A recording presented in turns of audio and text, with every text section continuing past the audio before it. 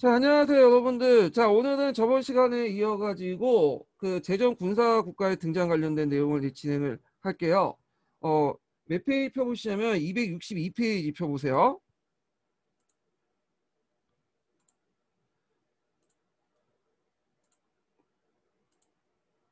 자, 이 262페이지는 이제 그 근세 들어와서 유럽의 국가들이 제정 군사 국가가 어떻게 이제 성장했는가 그 관련된 내용들을 이제 볼 텐데요.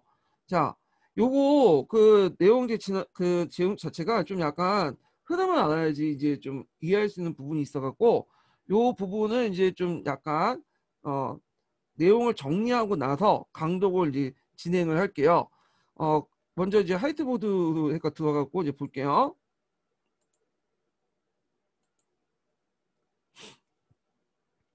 자, 여기 보면 이제 중세 시대 때는 되게 이제 그 봉건적이고 지방 분권적 요소가 되게 강했죠. 그래서 봉건적이고 지방 분권적인 요소가 강했어요. 자, 요때 이제 왕도 하나의 이제 지방 제후, 그러니까 제후의 일원으로서 이제 국가에 참여했던 거고요. 자, 그런데 이제 이게 계기가 됐던 것이 뭐냐? 정치적인 어떤 그 변화를 불러일으켰던 계기가 됐던 것이 14세기 때요. 자, 요 14세기는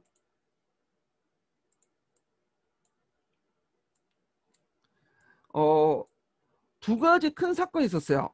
예. 패스트가 이제 유행을 했고요. 그 다음에 이제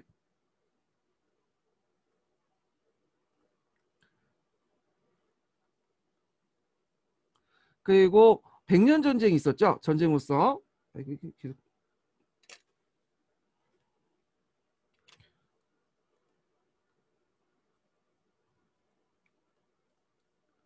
자, 그래서 이제 이걸 계기로 해서 이제 중앙 집권이 태동되기 시작해요. 아, 이게 좀 약간 불편하네요. 그림이 이상하게 진행이 되는데. 음.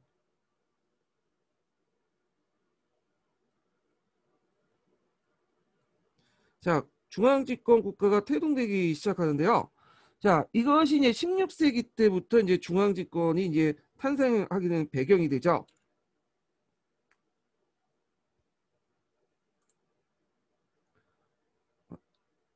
자, 중앙 집권 탄생의 배경이 되는데,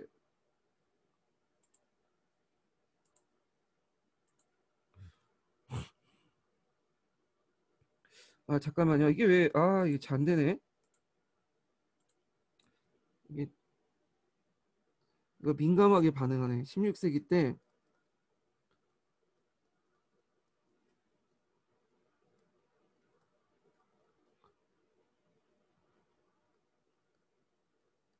자, 그럼 16세기 때 이거 왜 이제 중앙 집권 국가가 어떤 식으로 탄생했냐? 일단 16세기 때 형성된 중앙 집권 국가는 어떤 특징을 갖고 있냐면 되게 재정적이고 군사적인 어떤 국가의 특징을 갖고 있어요. 재정 군사 국가의 특징을 갖고 있는데,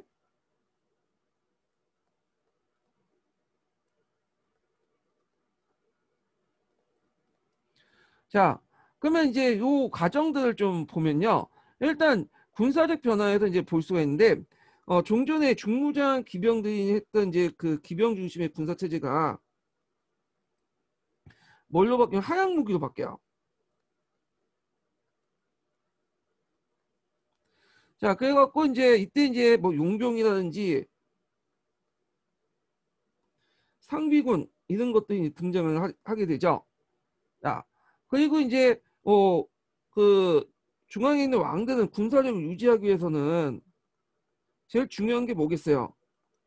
재정을 확보하기 위한 거죠. 재정을 확보하려고 했고, 그리고 이제 이 과정에서 이 지방 분권적 세력 있죠. 이 지방 분권적 세력들을 하기 시작하죠.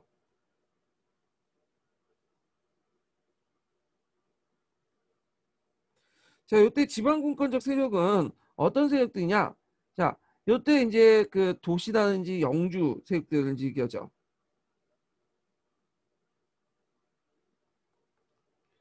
자, 그 다음에 그 과정에서 이제 폭력 수단과 조세 수단을 독점하게 돼. 이 중앙 집권에 있었던 왕들이.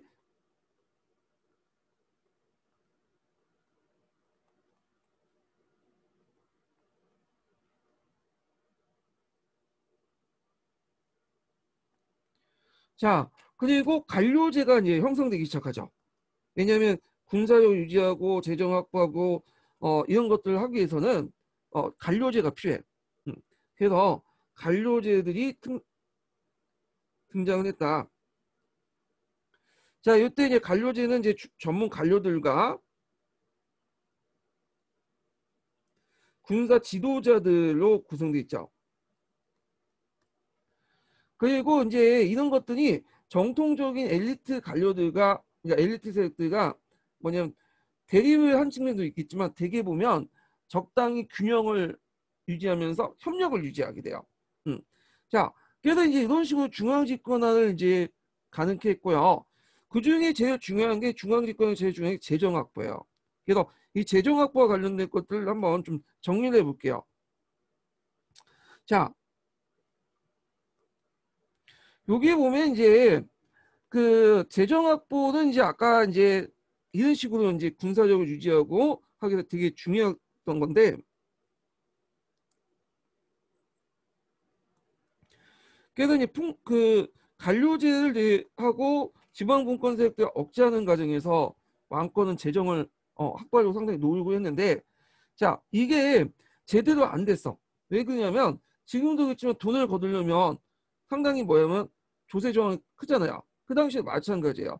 도시나 봉건세력부터 그 돈을 거두려고 하니까 당연히 그 조세 저항이 되게 강할 수밖에 없겠죠. 자, 그래서 이런 것들 이제 뭐냐면 좀 무마시키기 위해서 이 조세 저항을 무마시키기 위해서 되게 이제 16세기에서 18세기 때 어떤 식으로 이제 조세를 메꾸려고 했냐면 부족하니까 주로 이제 간직 매매. 대표 간직 매매는 프랑스를 들 수 있죠. 프랑스. 자, 그 다음에 재정가나 은행으로부터 돈을 차입해 들어오죠.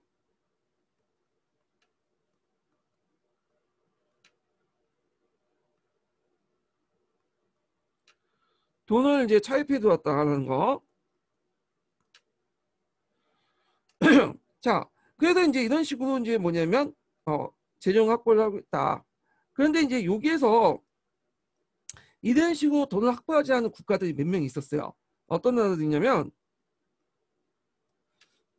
7년 전쟁의 이전의 영국과 그리고 또 뭐냐면 네덜란드죠. 예. 그래서 이 네덜란드 같은 경우에는 이제 특히 보통 그 조세를 거두려면 되게 저항이 많잖아요. 근데 네덜란드는 어떤 시민 간 상호 합의를 통해서 조세를 거뒀고, 그리고 오히려 이걸 이제 뭐냐면 더 적극적으로 걷게 만들었고 시민들이, 그리고 이걸 바탕으로 전쟁을 이제 수행을 했죠. 그리고 시민들이 보통 전쟁을 수행하면 별로 안 좋아하잖아. 근데 네덜란드 군은 적극적으로 지원을 해줬어. 왜냐면 그걸 이 식민지 확보의 어떤 투자라고 생각했기 때문에. 근데 이 네덜란드는 약간 특이해요. 요거는 뒤에 좀 얘기를 해볼게요. 자, 그런 관계에서 이제 17세기로 넘어가자. 17세기.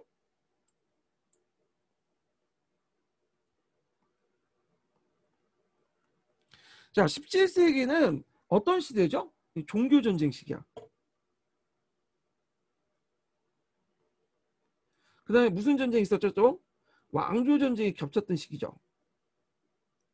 그래서 유럽 국가들이 지네끼리 치고받고 싸. 그러면서 어떤 것들이냐?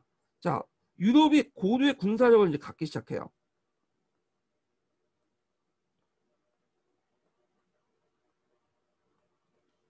자, 그래서 고도의 군사력을 갖기 시작했던 것이 17세기 때다. 자, 그러면 17세기 때 어떤 이제 그 특징이 나오냐? 일단 군사적으로 볼 때 전열보병들이 등장했다. 자, 전열보병이라는 건 뭐냐면 3연료 그 뭐냐면 구성된 보병 집단이에요. 그래서 3연료 뭐냐면 전쟁할 때 쭉 나열한 다음에 보통 라인 배틀이라고 하죠. 쭉 나열한 다음에 뒤에서 한 방 쏘면 그 뒤에 있는 사람들이 또 쏘고 그 사람들이 또 옆에 뒤로 가다가 이제 기다렸다가 장전한 다음에 쏘고.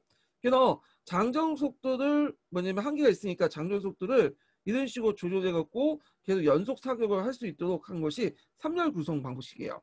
전열 보병 방식인데 요게 이제 스페인이나 네덜란드 지역, 그러니까 네덜란드와 스웨덴 같은 지역에서 많이 나타나요. 이 전열 보병 방식이. 그리고 이제 전지적으로 확대돼 나가죠.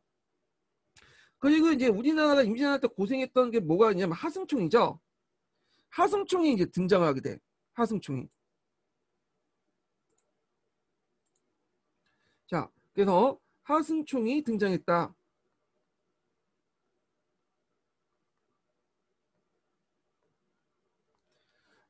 그리고 이제 그 별 모양의 성벌 구조들이 특별한 이제 그 성벽 구조들이 등장해요.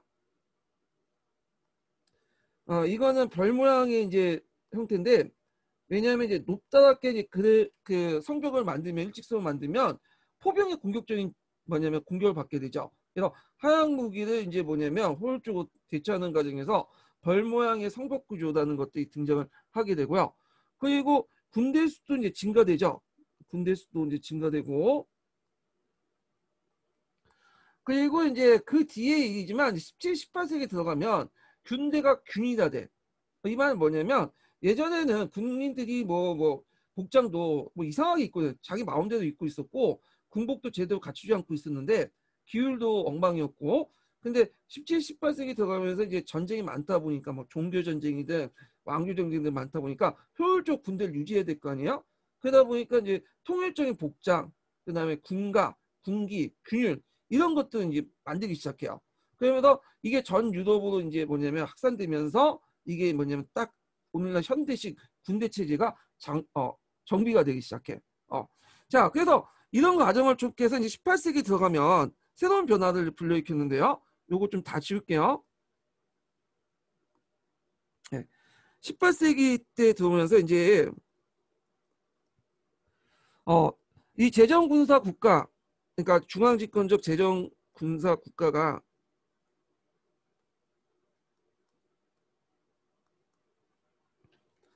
두 가지 형태로 나눠지게 되죠. 대개 보면 강압적인 재정 국가.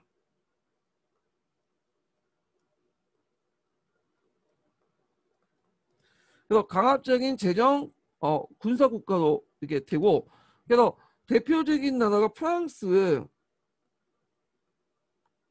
프로이센 이런 나라죠. 자, 그래서 이 그 강압적인 국가들은 대개 힘을 통해서 합의나 이런 것보다는 힘을 통해 강제로 뭐냐면 조세를 수취하고 그리고 또 뭐냐면 군대도 유지하는 그런 형태의 국가들이야. 대개 보면 상대적으로 볼 때 그다음에 자본주의가 그렇게 발달하지 못한 국가들이에요. 자, 그리고 이제 또 하나의 형태가 뭐냐면 자본 집중적인 재정 국가가 등장해요.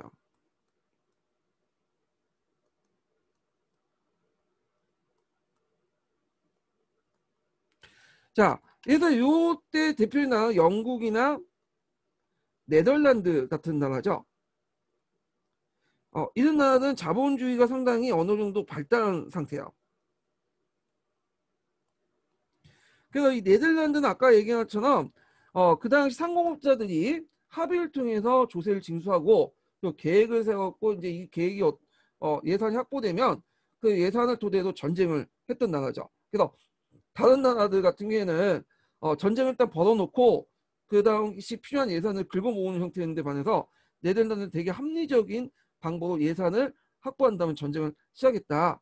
그 다음에 이제 네덜란드 같은 경우에는 그 전술 전략이 상당히 자유롭게 사용될 수 있었고 그리고 전쟁 동원 능력이 상당히 뛰어났던 나라예요. 그래서 국토나 인구는 그렇게 많지 못하지만 중류 정도밖에 안 되지만 뭐냐면 전쟁 효율적인 수행을 통해서 한 곳에 국력을 집중시켜서 전쟁을 효율적으로 수행했던 나라가 네덜란드였다.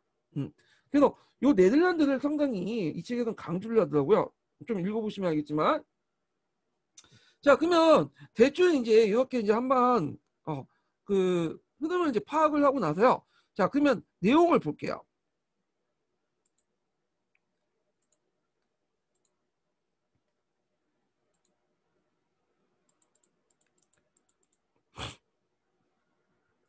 자, 여기는 이제 첫 번째 단락은 중세 시대 때 지방 분권적이고 이런 봉건적 요소에 관련된 내용을 설명하고 있어요. 그래갖고 요거는 이제 한번 쭉 읽어보시고 두 번째 단락부터 볼게요. 자, 이런 것들이 14세기 때 큰 변화를 일으켰는데 그 변화를 일으키는 큰 계기가 됐던 그 사건이 페스트의 유행과 백년 전쟁이죠. 그래서 페스트와 백년 전쟁이 유럽에 이제 휩쓰면서 봉건적 지배 구조가 서서히 붕괴가 되기 시작해요. 그래서 새로운 형태 국가 체제가 이제 태동되는데 이 국가 체제가 이제 아까 중앙 집권적 국가 체제죠. 그래서 태동이라고 했잖아. 나타나진 않지만 이런 기미들이 보이기 시작해. 그래서 제가 중세 시대 때 이제 그 전에 강독한 부분 있죠. 그건 이제 좀 상기시켜갖고 연결시켜서 보시면 될 것 같아요. 그래서 중앙 집권적 국가의 특징이 이제 조세와 군사를 이제 바탕으로 한 국가 형태인데 이런 것들이 이제 이때부터 태동하기 시작하고요. 자, 종교개혁 운동이 유럽에 뒤흔든 16세기 접어들면서 새로운 국가 체제는 이제 재정 군사 국가라는 독특한 이제 뭐냐면 형태가 일어나죠. 자, 여기서 재정 군사는 서로 분리할 수가 없어요. 아까 설명했지만 군대를 유지하려면 제일 중요한 게 뭐야? 돈, 화폐죠. 화폐를 어떻게 군대에서 자체적으로 만든 게 아니죠. 군대는 소비 집단이죠. 그러니까 이제 뜯어내야 될 거 아니야. 그럼 제일 중요한 재정이야. 재정에서 제일 중요한 게 세금을 효율적으로 징수하는 거죠. 그렇지만 이제 세금을 효율적으로 징수한다고 해도 대부분 국가에서는 조세 저항이 많다 보니까 그 완벽하게 자기가 원하는 만큼의 어떤 군사를 유지할 만큼의 돈을 뜯어내지 못해요. 그러다 보니까 이제 어떤 식으로 이제 하게 되냐면 아까 간직을 매매하거나 아니면 돈이 있는 재정가나 은행에 돈을 꾸거나 네, 그런 식으로 해가지고 이제 메꿔 나가는 거죠. 예. 이런 국가 형태는 재정 군사 국가다 이렇게 보시면 되고 그러면 재정 군사 국가를 유지하려면 또 하나 또 필요한 게 있죠. 효율적인 관료제 이런 것들이 필요하죠. 그러면서 이런 국가들이 만들면서 효율적인 관료제도 같이 만들었다 이렇게 이제 보시면 돼요.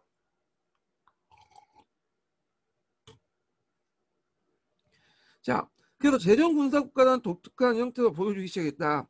효율적인 징세와 전문적인 군사력을 유지하기 위해 강력한 중앙집권적 행정기구가 되고자 한 재정 군사국가 형성은 1450년부터 1750년까지 오스만 투르크와 합스부르크 제국을 포함한 유럽 국가들 대부분 특징 짓는 요소다. 그래서 중무장 봉건 기병부터 하향 무기로 무장한 직업 보병으로 이행은 재정 군사국가의 출현을 주도했다.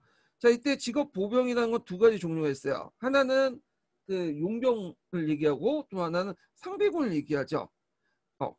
그래서 지배자는 국가 권력 중앙 집권하고 대규모 군대를 유지하기 위해 높은 세금을 부과했고 그에서 이제 예전에 징세권을 갖고 있었던 귀족이나 도시 그리고 이런 것들을 억눌 필요가 있겠죠. 그래서 이런 귀족과 도시 그리고 다른 지방 제도들을 파편화된 세력들을 억제시켰다. 자, 이제까지 유럽에 남아있던 도시국가, 도시연합, 소규모 제국들과 같은 자율적인 정치 단위로 한 이러한 군사적 도전에 맞서 살아남을 수 없었고 1450년에서 1550년 사이에 진행된 1년의 선발 과정에서 군사적 경쟁에서 그 한국 유럽의 정치를 자주하는 영토적 통일한 재정 군사 왕국들이 출현됐다. 그래서 전쟁하는 과정에서 약한 세력들은 중앙에 있는 이제 강한 세력들이 통합되면서 우리가 알고 있는 이제 여러 세력들이 우리가 알고 있는 세력들이 우리가 알고 있는 지금 그러니까 예전에 세력들이 우리가 알고 있는 프랑스, 이탈리아, 독일 이런 국가들에서 이제 점점 통합되기 시작하죠. 자, 하양무기로 등장한 대규모 용병군의 등장과 기독교 교파 간의 갈등이 결합되면서 유럽은 한 세기 만에 전쟁의 하마에 휩싸였다. 여기가 이제 뭐냐면 17세기 때요. 17세기 때 종교 전쟁과 이제 함께 또 왕조 전쟁도 같이 있었죠. 이때 이제 활용했던 사람들이 용병 집단들이 많아요. 용병군. 용병은 예전에도 있었지만 이때 용병들은 상당히 전문화되고 조직화돼 있었어요. 17세기 들어오면서. 그래서 이런 용병 집단은 두 개의 용병 집단인데 하나가 스위스 용병 아시죠? 그 용병도 있고 스위스 용병. 또 하나가 이제 그 스위스 용병을 모델로 해가지고 나중에 만들어진 독일 용병 집단이 있어요. 그래서 얘네들은 특징이 뭐냐면 이 독일 용병은 이제 그 란치클레이트라고 하는데 하여튼 그 스위스 용병과 독일 용병 란치클레이트의 특징은 집단 전술이야.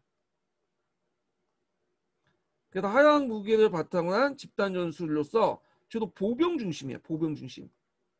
왜냐하면 이제 기마는 그 당시에 기병의 보조적인 역할을 하는 거고 측면을 공격하거나 정찰 역할을 하는 건 이제 기병이 하고 막상 전쟁이 일어나면 보병 중심의 어떤 전투가 이루어져요. 그래서 얘네들이 몰려갖고 이제 집단 전술을 하게 되는데 자, 얘네들이 이제 그 구성들을 보면 되게 보병들로 이제 구성된 그 것을 보면 그 잠깐 뒤에 그 사진이 잠깐 나오는데 그림이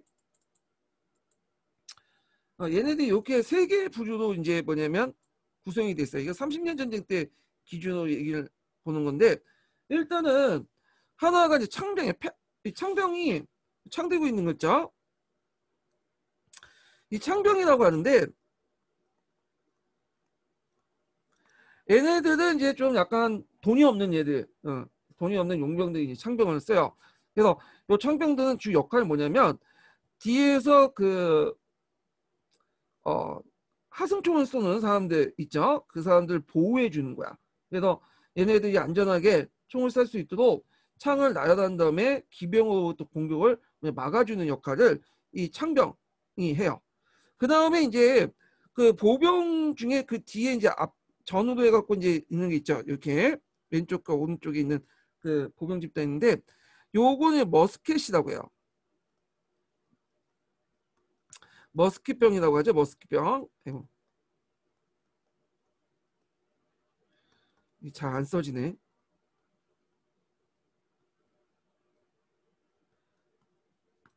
이게 쓰는데 좀 미끄러져. 제가 이게 글씨를 잘 못 쓰는데 거기다 미끄러지니까 이거 좀 불편하긴 하네요. 나중에 이제 아이패드 사든지 그래야 될 것 같아요. 네. 자, 하여튼 이 머스켓 편인데 머스켓 병은 좀 하승총도 좀 약간 굵고 큰 것을 유지해요. 그러다 보니까 이제 혼자 들기 어렵죠. 총 쏘는데. 그래서 여기 지지대가 있어. 여기 보면 얘네들이 이제 주력이고요. 요게 이제 가벼운 총을 들고 있는 사람들, 이거 개인하기로서 가볍게 들 수 있는 이걸 이제 아케푸스라고 하거든요. 이 아케푸스 병들이 있어요. 그래서 얘네들이 이제 뭐냐면 제일 보병 중에 주력이고 이 아케푸스는 머스켓병 앞에서 뭐냐면 보조 지원을 해주는 거고 머스켓병이 이제 오면 이제 그 상대하는 그 일반 기병이나 보병 상대하는 게 이 머스켓병이에요. 그래서 요런 이제 그 무기들은 대부분 자기가 마련해 가지고 사용하는 거야. 예. 그래서 이제 이렇게 이제 활동했던 그 용병 집단도 있었다.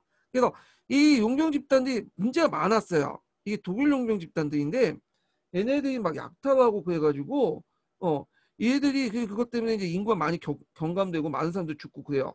예. 자, 하여튼 다시 이제 보면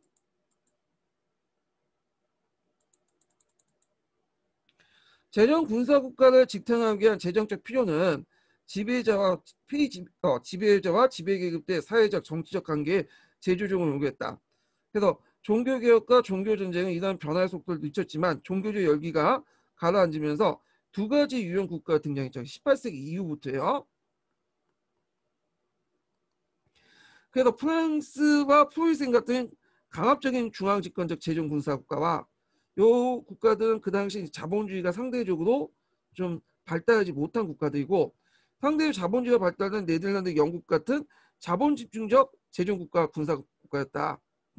그래서 얘네들은 자본주의가 어느 정도 발달했던 국가죠. 그래서 여기에서는 이제 프랑스와 프로이센 같은 나라는 재정을 마련하기 위해서 그 강압적으로 뜯고 그것도 안 되니까 또 부채도 끌어다 쓰고 결국에는 어떻게 되는 거야? 나중에 프랑스 대혁명 같은 어떤 혁명 사건도 일어나죠. 영국도 처음엔 7년 전쟁 이전까지는 좀 자본 집중적 재정 군사 국가였어요. 근데 이제 7년 전쟁 이후부터는 프랑스랑 비슷하게 하다 보니까 7년 전쟁 이후 그 아메리칸 혁명도 일어나고 그러죠.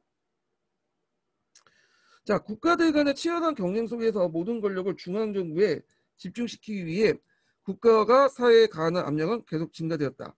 하지만 국가에 대한 봉건귀족과 도시의 상인계층 등 사회 집단의 저항 역시 만만치 않았다.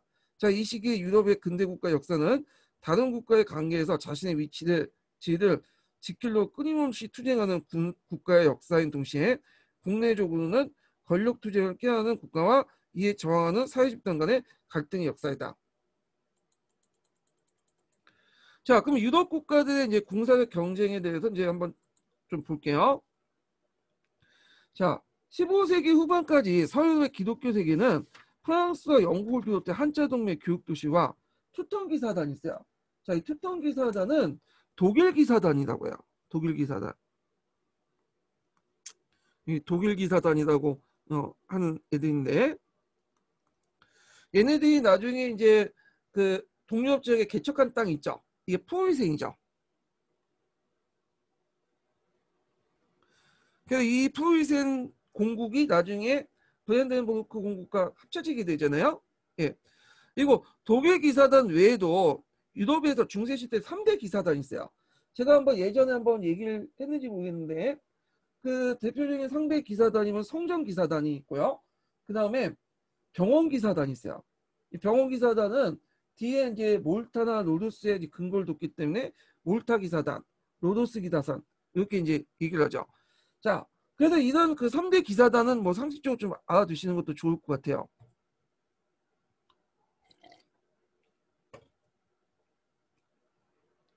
그다음 덴마크, 스웨덴, 노르웨이, 폴란드, 리투아니아, 보헤미아, 헝가리 등 소규모 왕국들, 그다음 독일의 제국들과 도시들, 부르고뉴 공국들, 스위스의 산악공화국. 이 스위스 같은 경우에는 여러 카톤 지역으로 이제 나눠져 있는데 얘네들이 지네끼리 참 막 치고받고 싸우거든요. 그래서 스위스 용병들이 그 가운데서 이제 뭐냐면 상당히 인기가 높았죠. 왜냐하면 스위스 산악공화국 그 안에서 자기들끼리 싸우는 과정에서 전투력이 막 배가가 되는 거야. 예. 그래서 이제 나중에 스위스 용병이 잘 팔린 이유가 여기에서 자기들끼리 싸운 내전에서 키웠던 전투력이 상당히 큰 효과를 발휘했던 거죠. 자, 그리고 이탈리아 도시 국가들 같은 수많은 독립적이고 자율적인 정치적 단위들의 짜집기한 복잡한 지역에 불과했다. 자, 이 복잡한 정치적 지형 속에서 대부분 정치적 단위들은 서로 치열하게 경쟁하면서 하향 무기로 무장한 용병군대의 새로운 가능성을 시험하거나 살아남기 위해서 안간힘을 썼다. 자, 유럽의 국가들은 군사 경쟁 속에서 장기간에 거친 일련의 군사혁명이 진행되었다. 그래서 이러한 고도의 전쟁 수행력을 갖춘 그러니까 17세기죠. 그래서 앞에서 언급한 것처럼 이제 종교 전쟁과 왕조 전쟁이 빈발했던 그런 배경 안에서 제정 군사 국가가 추진되었고 군사 경쟁에 뒤처진 국가들은 도태되었다. 16세기 전반기 이러한 지정학적인 어떤 경쟁은 군사적인 승자와 패자를 분명히 갈라놓고 자, 그 부르고뉴 공국은 1477년 프랑스의 전쟁에 패배하면서 독립왕국을 건설하는 꿈을 접어했다. 한편 승리한 프랑스의 영토적 야심은 이탈리아 도시국가로 향했다. 그러나 1499년에서 1501년까지 밀라노와 나폴레옹을 점령하면서 시작된 프랑스의 영토 확장은 에스파니아에 의해서 좌절됐다. 요걸 이제 뭐라고 하냐면 이탈리아 전쟁이라고 해요. 이탈리아 전쟁. 예. 그래갖고 보통 이탈리아 전쟁 같은 경우에는 이제 거의 뭐 1차부터 해서 7, 8차 여러 번 있었어요. 그래서 이제 프랑스의 발효 왕조와 그 당시 이제 그 뒤에 이제 부르고 왕조, 그 합스부르크 왕조 막 싸우면서 지네끼리 이제 이탈리아 장악을 하려고 했지만 그 당시 그게 잘 안 됐죠. 네. 1500년 중반에 이르러 이탈리아에서는 그 에스파냐에 대한 독립을 유지하는 것은 베네치아 유리했다. 자, 이 시기에 이제 지정학적인 어떤 그 경쟁의 최대 승리자는 합스부르크의 에스파냐 국왕 카로 5세였다. 자, 이 사람은 결혼을 잘했어요. 그 아버지들이 이제 그 선조들이 결혼을 잘해가지고 막대한 영토를 얻게 되죠. 그래서 이 합스부르크 국가는 그 당시 이제 그 에스파냐 독일뿐만 아니라 오스트리아, 네덜란드 포함해서 거대한 장악을 이제 하게 되는데 그 결혼을 잘해가지고 잘 태어났기 때문에 그럴 수 있었죠. 카로 5세가 죽을 때 자기 동생이었던 페르디난드 2세한테는 이제 독일 지역으로 넘겨주게 되고요. 자기 아들 필리페 2세죠. 이 필리페 2세는 노른자 땅, 그 스페인 지역하고 그 당시 네덜란드 땅을 넘겨주게 되죠. 자, 유럽의 다른 지역에서 유사한 경쟁과 선별 과정이 진행됐고 영국은 1588년 대륙의 마지막 거점인 카렌을 이제 상실하게 돼요. 카렌. 카렌은 그 도보에어 바로 앞에 있는 지역인데 이 지역은 에드워드 3세 때부터 프랑스에 속했던 지역이에요. 그래서 백년 전쟁 이후에도 계속 이 지역만은 그 영국에 속했던 지역이죠. 근데 백년 전쟁 이후에도 이 지역만은 계속 영국에 속해 있었죠. 100년 동안. 근데 이제 왜 이게 상실됐냐면 이게 이제 그 당시 누구야? 메리 왕 때부터 상실된 건데 메리 왕 때 그 당시 필리페 2세와 이제 그 뭐냐면 결혼을 했잖아요. 그래서 이 메리 왕이 필리페 2세를 도와준다고 하면서 그 당시 이탈리아 문제에 너무 많이 간섭을 했던 거야. 예. 그러니까 이제 거기 프랑스 앙리 2세가 이걸 보고 이제 영국하고 이제 사이가 완전히 나빠지게 되죠. 그래가지고 어디를 공격하냐면 카렌을 공격해서 뒤를 쳐버린 거야. 그래서 결국에는 이 카렌이 상실되게 돼요.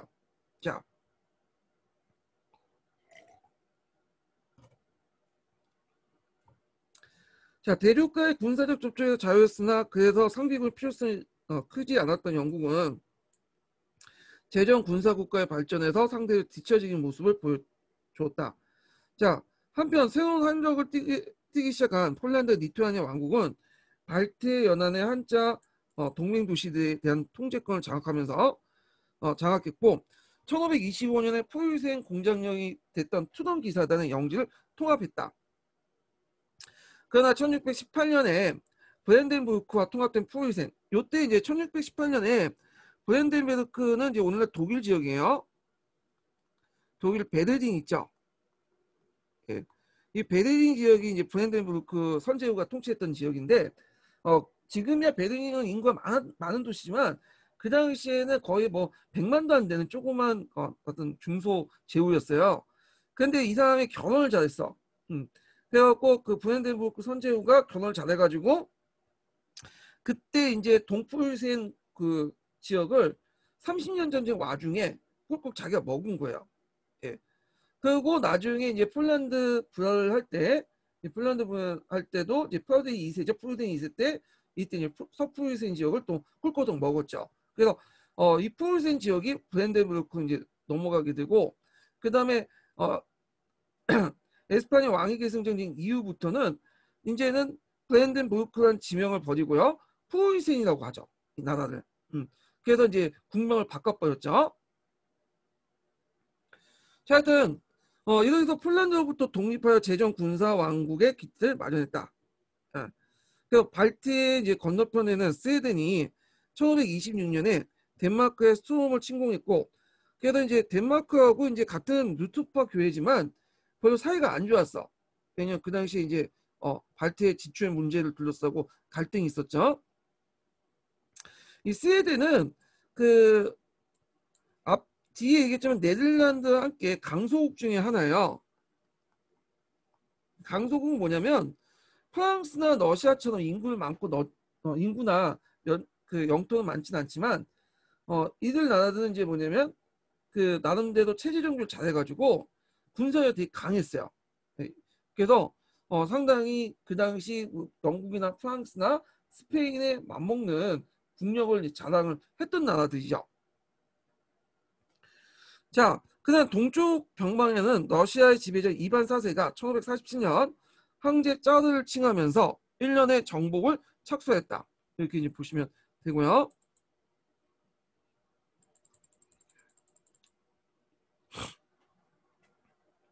자, 17세기 때는 유럽 역사상 가장 전쟁이 많았던 시기죠. 자, 이 시기 통틀어 유럽 대륙 전체에서 전쟁이 일어나지 않은 평화 시기는 고작 4년에 불과했고요. 그리고 이때 이제 예외적으로는 1598년 프랑스와 에스파냐 두 왕국이 체결한 베들뱅 조약이 있는데 요거는 좀 기억을 해두세요. 이 서강자만 나왔더라고. 베들뱅 조약은 뒤에도 언급돼 있어요. 프랑스 관련된 내용할 때.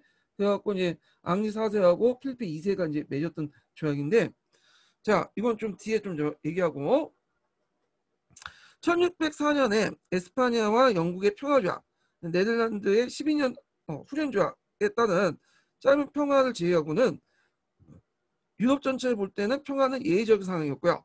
장기간의 군사적 경쟁, 그러니까 이제 그 앞에서 왕조 전쟁도 많았고, 그 다음에 종교 전쟁도 많았던 시기죠. 그 과정에서 아까 이제 전쟁을 많이 하다 보니까 유럽의 헤게모니 정책을 둘러싼 이런 유럽 국가들은 고도의 전쟁 수행 능력을 갖춘 국가로 바뀌게 돼요. 이게 상당히 중요한 게 뭐냐면 16세기 이전, 그러니까 17세기 이전까지는 유럽이 절대적 우위에 처했지 않았어요. 왜냐하면 다른 중국하고 인도에 비해서 군사적 능력이 뛰어나지 못했어. 근데 17세기 들어오면서 야영 무기를 되게 발전시키고 자기들끼리 전쟁을 하는 과정에서 이걸 뭐냐면 이제 군대 편제라든지 군사 무기 이런 것들을 완전히 발전시켰죠. 그래서 17세기 전후해 갖고 실제 이제 중국과 그런 그 인도의 군사를 능가하기 시작해요. 그래서 그때 만들어진 여러 포나 어떤 그 총 같은 것들이 다시 어디로 가죠? 그 당시 중국이나 우리나라에 들어오게 되는 거죠. 예. 그래서 상당히 이제 뭐냐면 이 시기 때 서양이 이제 완전히 동양을 제치고 군사적으로 앞서기 시작해요. 물론 경제적으로 앞서기 시작하면 19세기 들어오지만 이 17세기 상당히 중요한 기점이 되는 거죠. 군사적으로 볼 때.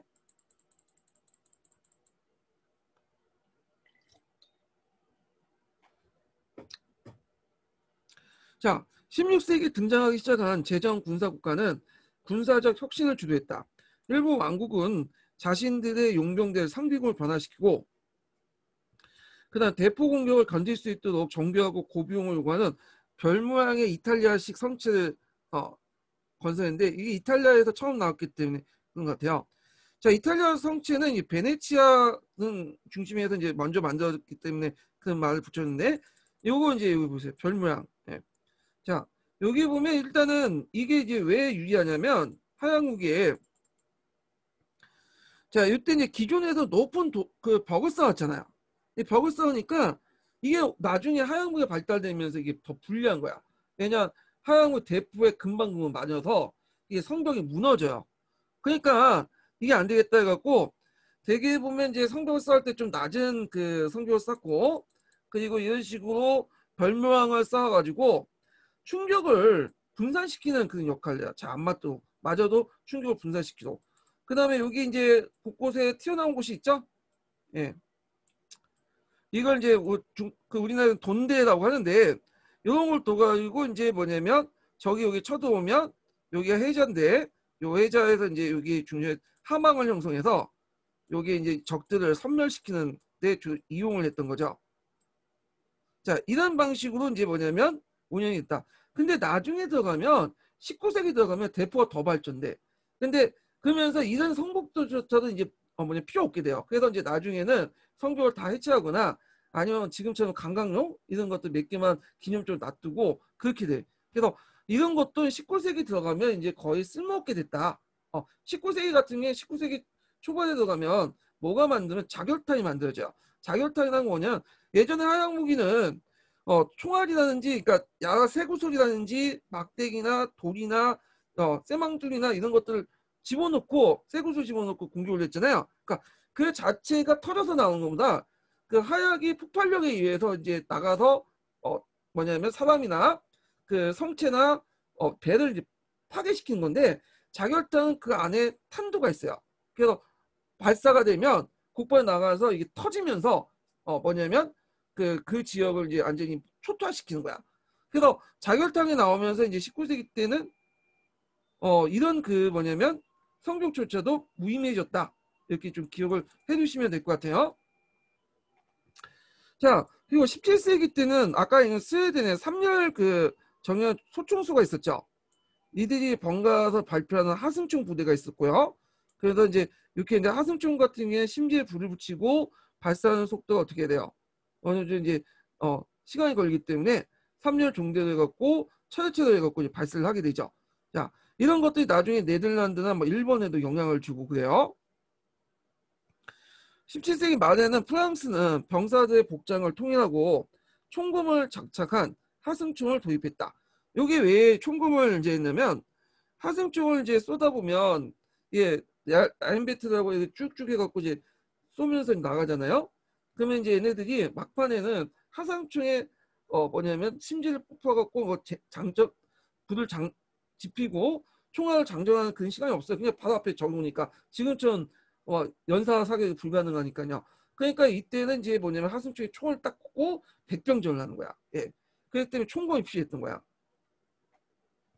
그리고 18세기 때 이러면 이제 대부분 유럽 국가들이 아까 군대가 균일화됐다고 했죠. 뭐 무기 체제라든지 전략 전술이라든지 그 다음에 여러 가지 균일화됐다. 이렇게 기억을 해주시면 되고요. 자, 전쟁에서 이기는 것이 지배자들의 1차 관심사였으며 군대의 규모는 기하급수로 증가됐고요. 자, 100년 전쟁이 끝난 무렵에 15,000명에 불과했던 프랑스 군대는 17세기 말 때는 거의 30만에 육박했고 18세기 초에는 65만 명이 됐다. 요 정도의 군대는 이제는 뭐 용병이나 뭐 상비군처럼 뭐냐면 돈을 주고 고용할 수 없는 형태죠.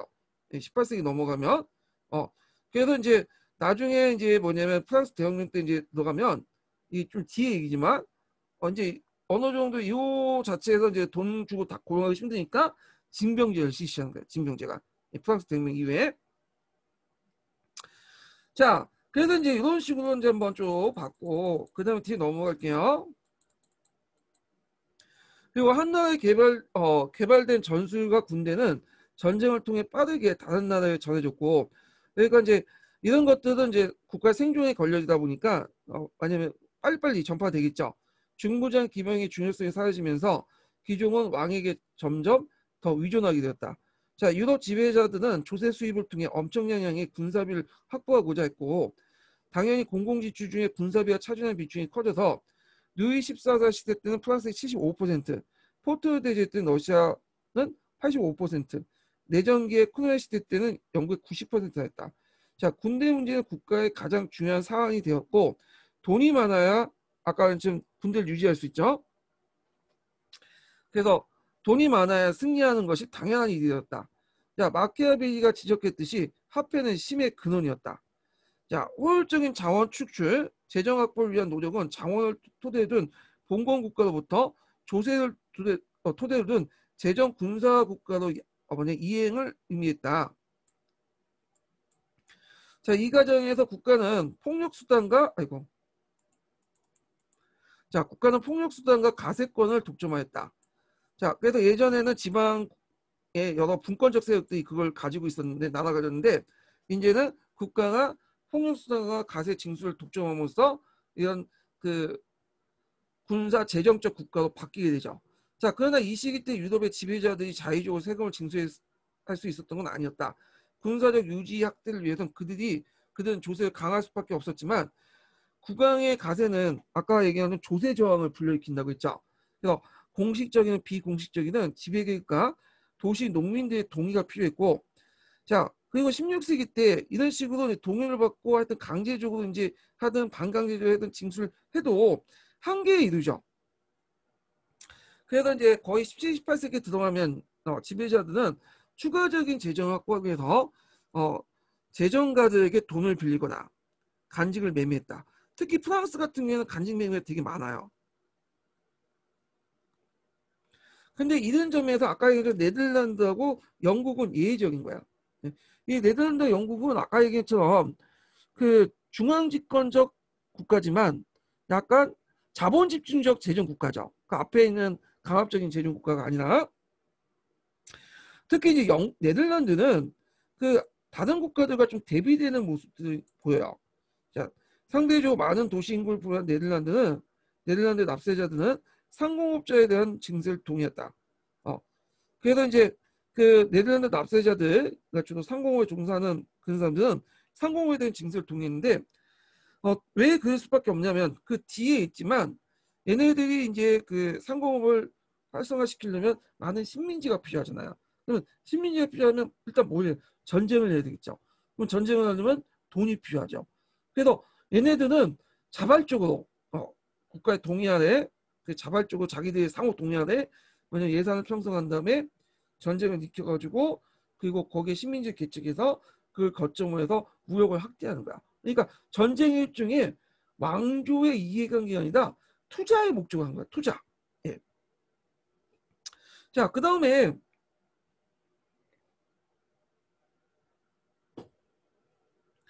그리고 또한 네덜란드 정부는 해외 무역 회사에 특허장을 수여하고 수수료를 챙김으로써 부수적인 재정 수입을 확보할 수 있었다. 이건 뭐 네덜란드 정부뿐만 아니라 뭐 영국이나 프랑스나 그런 정부 다 비슷하죠. 그러나 대부분 국가들은 이제 이런 재정 상황이 심각하게 악화되고 그래서 아메리카 혁명 아까 처음에 말한 것처럼 아메리카 혁명이나 프랑스 혁명 같이 주요 사건의 배경이 됐다. 예. 재정을 확보하는 과정에서 가세를 많이 하게 되고 그러면서 이제 이런 혁명들이 일어나는 주요 사건의 원인이 되었죠. 그래서 천문학적 비용을 요구한 군사혁명과 치명적인 지정학적 경쟁 구도는 효율적인 징세와 전문적인 군사를 유지하기 위한 강력한 중앙 집권적 행정기구자 자원 축출의 기구인 재정 군사 국가를 출현시킨 것이다. 또 이를 뒷받침하기 위해서 중앙 집권적 관료제가 발전하면서 정통적 엘리트 집단, 그러니까 정통적 엘리트 집단은 귀족 계급 관련된 집단들이에요. 자, 이와 구별되는 전문 관료와 군사 전문가가 양성되었다. 자, 이러한 과정을 통해 영토와 인구에 대한 지배력이 강화되고 유럽의 국가는 효율적인 전쟁기구로 발전했다. 그러나 이는 과거의 엘리트를 배제시키거나 배타적인 종속시킨 과정이 아니라 오히려 중앙 권력과 정통적인 지배계급 사이에 새로운 협력관계를 형성시켜 놨다. 그러니까 귀족들은 새로운 변화에 저항하기커녕 왕국의 행정과 군대의 수익성이 높고 존경받는 자리를 차지하기 위해 적극적인 변화를 추종하게 됐다. 그래서 이제 그 대표님 프랑스 같은 경우 있죠. 프랑스 같은 경우에는 왕권에 기생하면서 나름대로 살살 거리면서 이제 살아나갔던 거죠. 자, 그 결과 재정 군사 국가는 국민적인 동시에 또 이제 귀족계급이나 정통적인 엘리트 집단들을 배제하지 않고 했기 때문에 지역적인 거 공적인 동시에 사적인 집단 이해관계가 통합된 정치제였다. 그래서 이때 이제 국민적이라는 것은 아까 이제 그 전쟁이라든지 그리고 이런 것들을 효율적으로 뭐냐면 수행하기 위해서 조세 그 전문 그러니까 그걸 효율적으로 수행하는 행정 관료들을 많이 만들었다고 했죠. 이런 측면에서 얘기하는 거고요. 그리고 여기에도 이제 지역적이고 사적인 이해관계는 아까 귀족들, 정통적 엘리트 집단들이 들어가지고 왕권과 기생하면서 사적 관계를 통해서 자신의 기득권을 유지하는 그런 내용을 얘기하는 거야. 자, 그래서 내용은 좀 약간 어렵고 했는데 이 자체가 시험 문제에 나오긴 좀 힘들 것 같긴 해요. 예, 나올 때가 별로 없어. 딱딱 떨어질 때가. 예, 그래갖고 그냥 흐름만 파악하는데 초점을 맞춰갖고 얘기를 하시면 파악해 주시면 될 것 같아요. 자, 그 다음에 뒤에 넘어가서 이제 유럽 각국의 발전 이렇게 보죠. 요 부분이 아마 이제 시험 문제 나오려면 나올 것 같아. 거기에 이제 설명한 나라들이 네덜란드, 프랑스, 그 다음에 영국 그런 나라들이거든요. 예. 그래서 이제 개별 국가 부분에서 제가 보니까 약간 서계를 보충하는 형태로 시험 문제 나올 것 같은데 그 앞부분은 이제 유럽 각국의 발전의 전반적 흐름이에요. 예. 요거는 한번 읽어보면서 이런 흐름들을 이제 이해해 주시면 될 것 같아요. 자, 한번 볼게요. 자, 제네바부터 시작된 칼뱅파의 성장은 16세기 후반 프랑스 내전과 네덜란드 독립전쟁이 이어졌다. 자, 잉글랜드에서는 국교의 미흡한 개혁이 발달이 되어 17세기 초반에 내전이 일어났고요. 독일에서는 국유와 신교파의 투쟁은 참혹한 30년 전쟁을 불러일으켰고 합스부르크가는 프랑스와 스웨덴의 개입으로써 이 전쟁에 패배했다. 자, 종교적 차원에서 이 30년 전쟁 이후에는 서양 기독교들이 면목상 간용을 인정했죠. 그래서 개인의 종교의 자유도 인정하게 돼요. 그러니까 예전에는 집단적 종교의 자유를 인정했죠. 그 지배자가 선택한 종교가 그 시민들이 믿는 종교가 되는 거죠. 그래서 하나의 왕국에는 하나의 종교가 강조했는데 이 30년 전쟁 이후에는 이제는 싸우다 보니까 이게 너무 종교 문제 때문에 싸우다 보니까 어떻게 피를 많이 흘리는 거야. 사회적 낭비고. 그러니까 얘네들이 어쩔 수 없이 동의하네. 얘네들 인정하기 싫지만 얘네 인정하지 않을 경우에는 자기 목숨뿐만 아니라 사회 전체가 큰 손해를 보기 때문에 그냥 인정해 주는 거야. 이게 간용이라는 이름으로 인정하게 된 거죠. 이런 것들이 이제 하나의 이제 시간이 지나면서 하나의 가치와 덕목을 자리 잡게 되게 된 거고요. 자, 정치적으로는 제정 군사국가가 절대주의와 파편화된 행정관료 결합으로 특징하는 정치기구 발전하였다. 자, 그래서 이제 절대주의 국가들이 이제 등장을 했다는 내용이고요. 자, 유럽의 제정 군사 국가들은 구조 공통점에 불과하도 문화적 차이와 지역별로 다른 경제 구조, 제도적 정통이나 또는 군사적 경제에 노출된 타이밍에 따라 상이한 발전 양상을 보였다.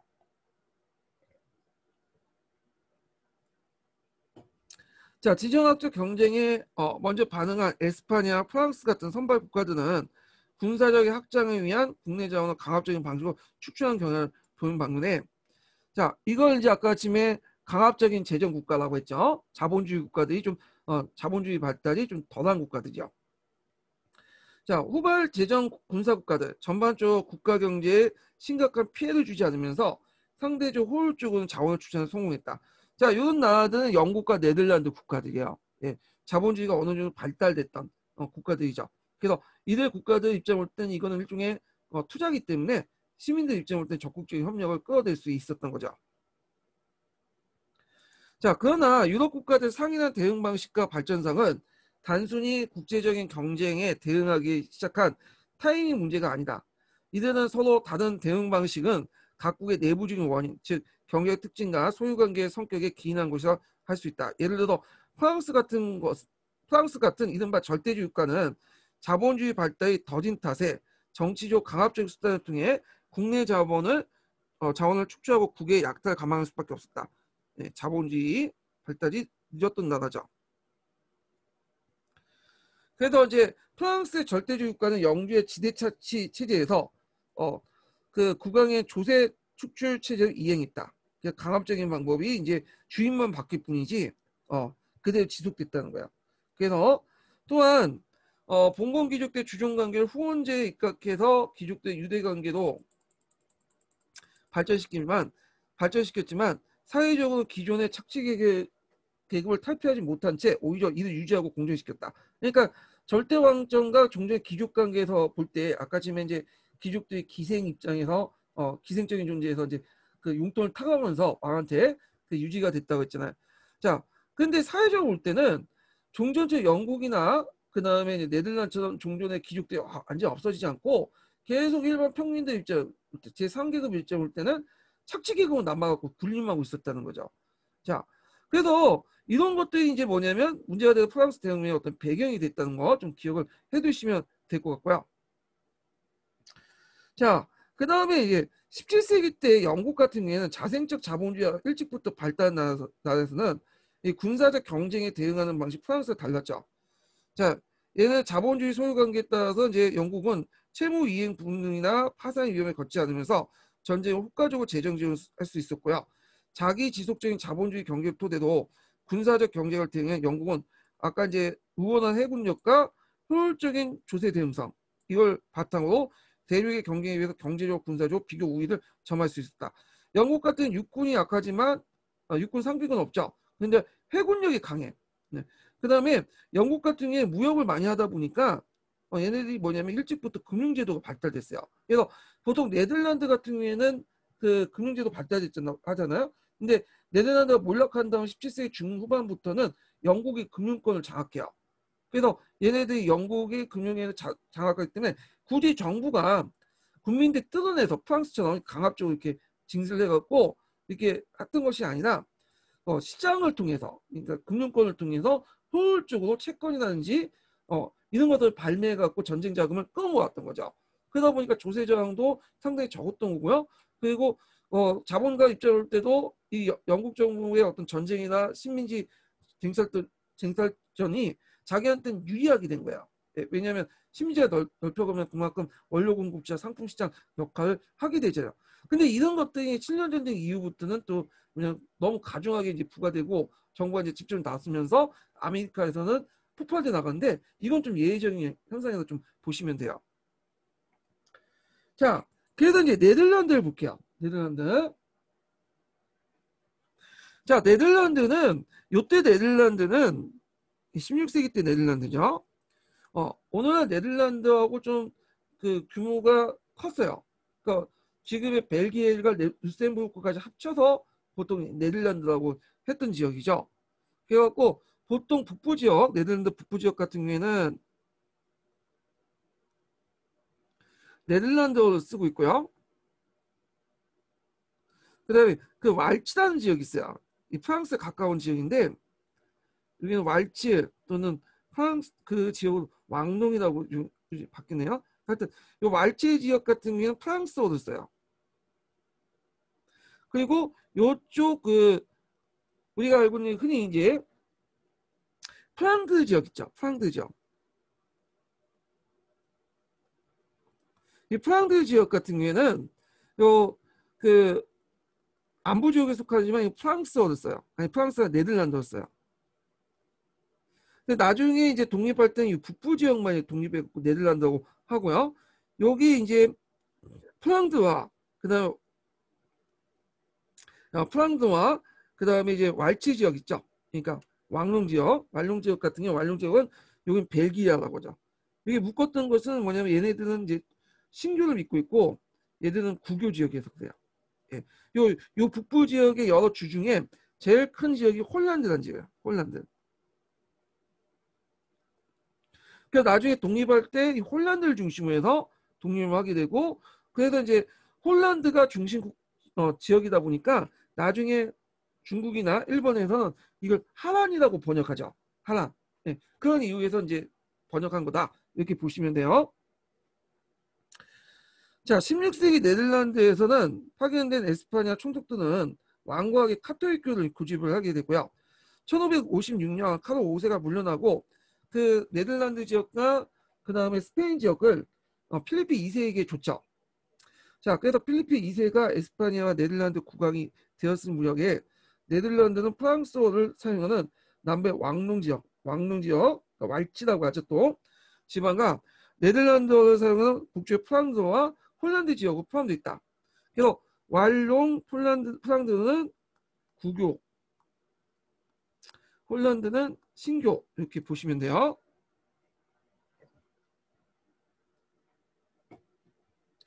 자, 선왕과 마찬가지로 필리핀은 완고한 반종교 개혁 지지자다. 그래서 근데 주의할 건 선왕이라고 하는데 이게 선왕 카로 5세인데 카로 5세는 그 반종교 개혁 지지자는 맞아요. 예, 종교 개혁에 반대했던 사람 맞지만 선왕은 좀 약간 이제 뭐냐면 카로 5세는 네덜란드에서 태어났고 살았기 때문에 상대적으로 이제 개신교에 대해서 그렇게 탄압하지 않았어요. 근데 필리핀 2세 같은 경우에는 이 사람은 이제 뭐 네덜란드 산 적도 없고 그리고 철저히 카톨릭 신자. 카톨릭 신자인데 완전 원리주의자야. 예, 완전 깐깐한 사람이야. 이 사람 성격이 원래 깐깐해요. 그래갖고 그 문서를 읽는데도 뭐 거의 하나하나 다 보고 지금처럼 클릭하지 않고 이걸 다 보는 거야. 그 수천 건의 문서들. 예. 하여튼 이 사람 깐깐한 성격이기 때문에 하나의 자기가 믿는데 자기가 카톨릭 믿는데 어떻게 시민들이 개신교를 믿을 수 있냐. 하나의 왕국에는 하나의 종교를 종교가 있어야 되는데 다른 종교를 믿는다는 걸 인정을 못 하는 거야. 그래서 이제 뭐냐면 그 당시 이제 그 네덜란드에 있었던 개신교 고위신과 충돌하게 되죠. 자, 그는 예수회와 종교재판소를 앞세워서 칼뱅파들을 무자비하게 탄압을 했고 주교국을 세분화시켜 귀족이 아닌 성직자들을 주교로 발탁했다. 그래서 귀족들은 자신들의 권력 상실에 그러니까 그 당시 귀족들 같은 경우에는 이제 나름대로 주교국을 거기에 들어가서 그 통치하고 있었는데 성직자들은 이제 주교를 발탁을 하면서 이제 문제가 생긴 거죠. 그러니까 이거 앞부분에는 칼빈파도 불만이 있었고 그 당시 이제 네덜란드에도 구교도가 많았잖아요. 그래서 구교도 귀족들을 주교고에 이제 임명하고 그들이 통치를 하겠는데 성직자 임명하니까 그만큼 자신의 권력이 상실되겠죠. 그리고 거기에다 이제 부르주아지는 필리프 2세의 요구하는 조세 부담에 불만을 품었다. 그러니까 신교나 구교나 그 당시 그 부르주아는 다 불만이 있었다는 거야.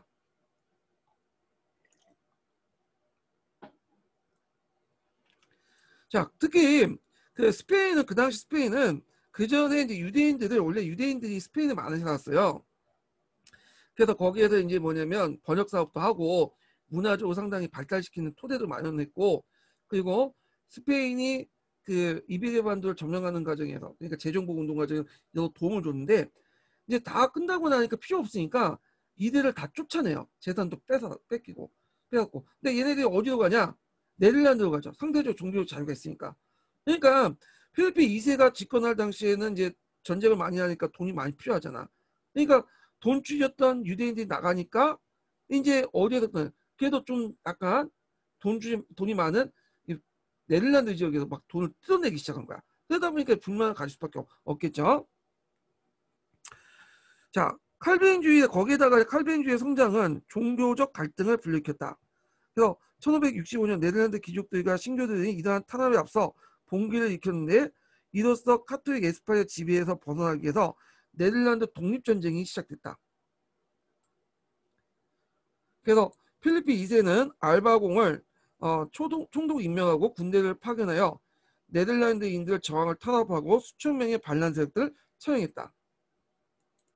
그러나 반란의 자녀 세력들은 투쟁을 계속해요. 필리핀 2세의 새로운 특사로 파견된 알렉산더 페로넷에는 남백 카톨릭 10개 주에 정치적 자유를 부여해서 이들을 해외했다. 원래 카톨릭 10개 주, 그러니까 프랑스 지역이나 왕동 지역 같은 경우에는 초창기 때는 전쟁에 참여하지 않았어요. 얘네들이. 그러니까 그 강망하는 자세였는데 처음에는 네덜란드 북부 지역만 참여했다가 나중에 이제 그 스페인 그 용병들이 안토프인가? 하여튼 무슨 도시를 그래갖고 남부 도시를 털고 다니면서 이제 그 당시 남부 카톨릭 애들이 분길돼 갖고 그 그냥 북부에 참여하게 되죠. 자, 그러니까 이제 이거에 대해서 이제 뭐냐면 그 스페인은 특사를 파견해갖고 일단 남부 카톨릭 10개 주를 오늘 벨기에 지역이죠.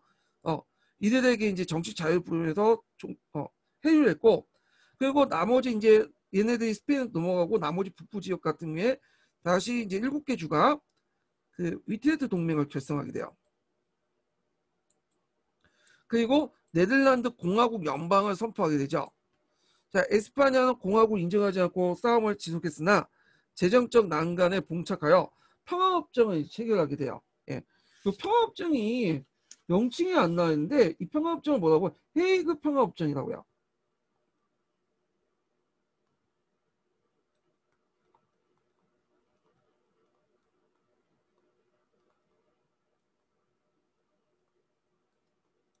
자, 그래서 헤이그 평화협정을 이제 했는데 이 협정은 30년 전쟁에 반발하면서 깨졌고 왜 깨졌냐면 그 당시 이제 스페인하고 네덜란드가 어떤 협상하는 과정에서 여러 가지 문제가 있었어.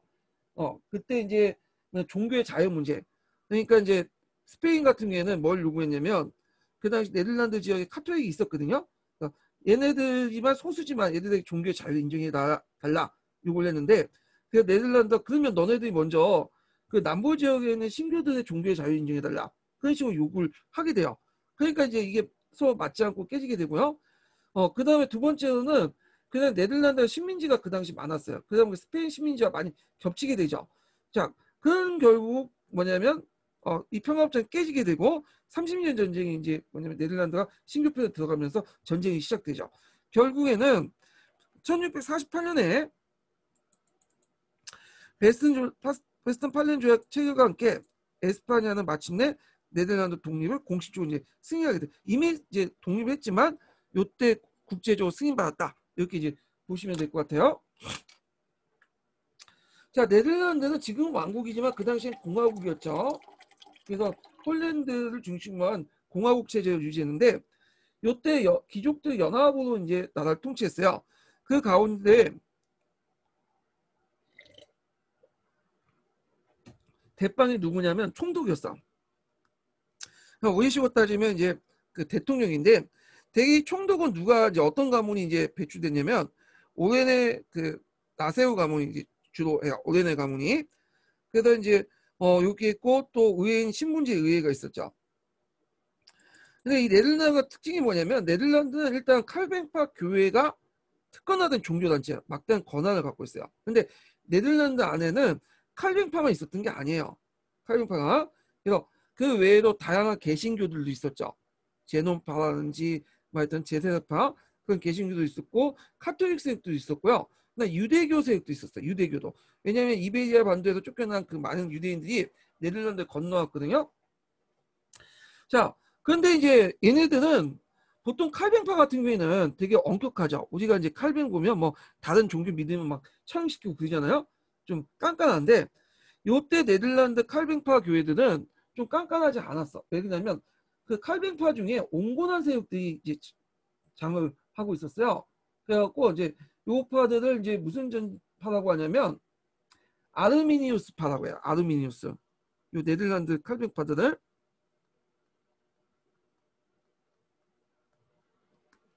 그래서 상대적으로 다른 지역의 칼빈파보다 온건파였어요.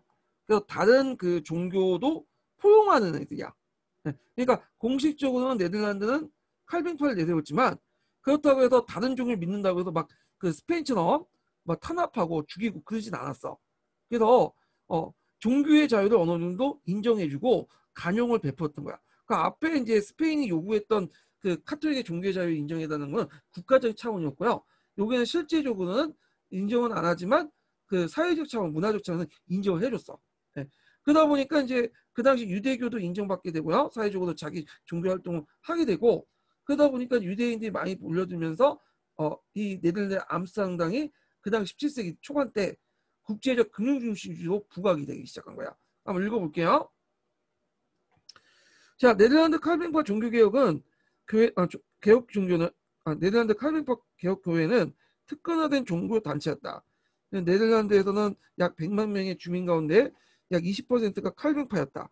그러나 상당한 규모의 카톨릭파, 제사파, 메노파 같은 다른 개신교 종파들이 있었고요.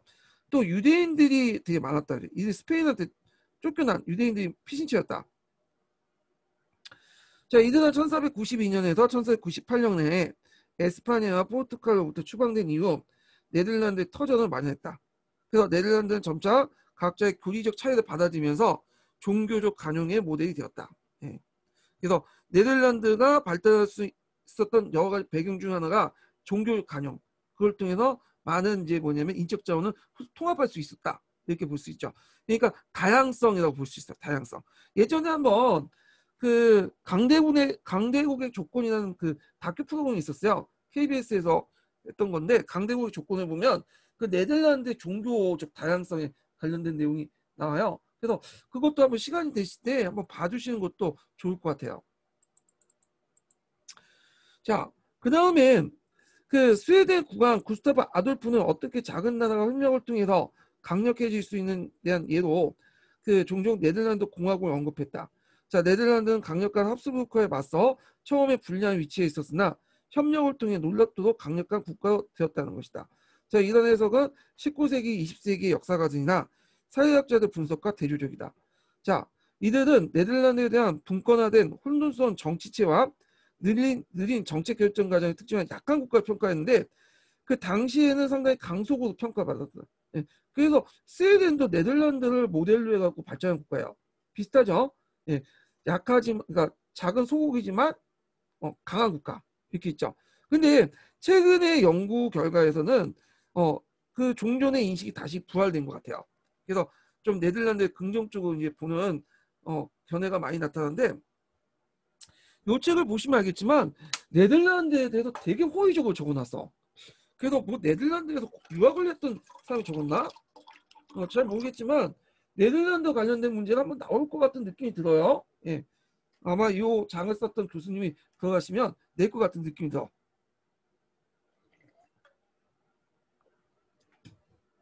그래서 예전에 네덜란드는 중세시대 프랑스 지역밖에 안 나왔거든요.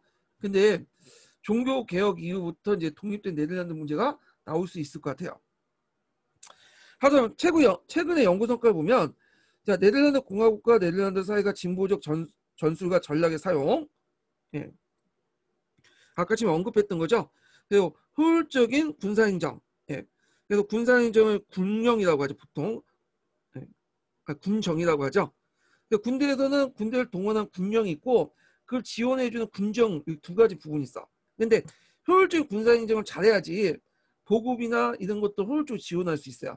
군대에서 제일 중요한 게 보급이잖아요. 예, 이건 다 그 효율적인 군사행정에서 나온 거야. 네덜란드는 제정 군사 국가는 유럽의 다른 나라에 비해 전쟁을 위해 고도의 국내 자원 축출 기구를 수입했고 고도의 효율성을 이뤘다. 아주 시스템으로서 이뤘다는 거죠. 그래서 강제 뜯지 않고 상호 동의 아래 효율적으로 진출하게 된 거야.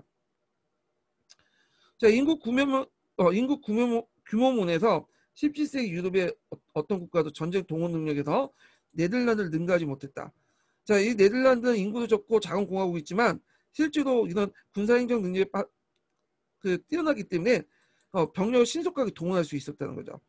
자, 그래서 이제 급속도로 이제 국가가 형성되는 과정에서 국내의 다양한 이해관계를 통합하는 정치적 능력은 중간 규모의 국가가 유럽의 강대국들 에스파냐, 프랑스에 맞서 대적하는 것이 가능했다.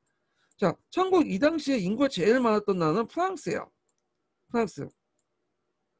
그러니까 러시아를 제외하고. 예. 그래서 이게 프랑스가 강국이 됐을 수 있었던 게 뭐냐면 얘네들이 효율적인 그 제도보다는 인구가 많아요. 일단 인구로 밀어붙였던 거죠. 그런데 이제 이게 독일이 이제 통일되고 독일 통일 이전에 19세기 초중반에 넘어가면 독일의 인구가 더 많아져. 이때부터 이제 프랑스가 독일한테 두들겨 맞잖아요. 예.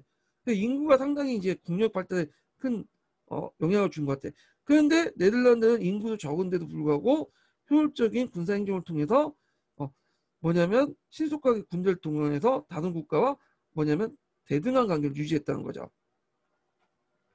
자, 그 인구와 경제 규모도 고려했을 때 네덜란드가 군사적으로 성공할 수 있었던 것은 자원의 양이 아니라 그것의 사용 방식, 즉 전쟁을 지원하는 정치 행정 시스템이 되게 우월했기 때문이다. 자, 네덜란드는 절망적으로 분열된 채 상추하는 이해관계 집단의 갈등이 첨예한 곳이라기보다는 잠깐만요. 여기 계속 자, 그래서 네덜란드는 전망적으로 분열된 채 상충한 이해관계 집단과의 갈등이 첨예한 곳이라기보다는 오히려 사회적 정치 갈등과 모순을 상대히 덜 경험한 나라였다.